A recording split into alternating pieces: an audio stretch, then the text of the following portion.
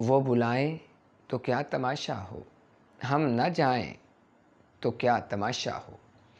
اردو شاعری کے، اردو ادب کے اس پلیٹ فارم سے آج آپ کی خدمت میں ساغر صدیقی صاحب کی ایک بہت خوبصورت غزل پیش کی جا رہی ہے۔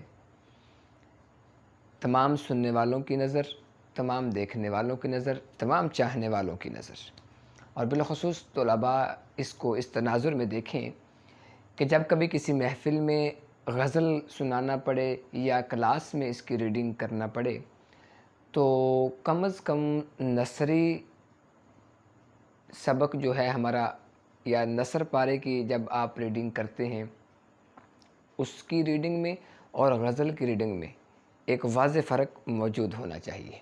بعض طلباء جس طرح نثری سبق کی ریڈنگ کرتے ہیں اسی تناظر میں غزل کو یا نظم کو دیکھتے ہیں۔ ان کا اسلوب الگ ہے اور نثری پارے کا انداز ریڈنگ کا الگ ہونا چاہیے۔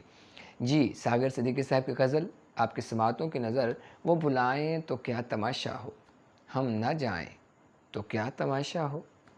یہ کناروں سے کھیلنے والے ڈوب جائیں تو کیا تماشا ہو۔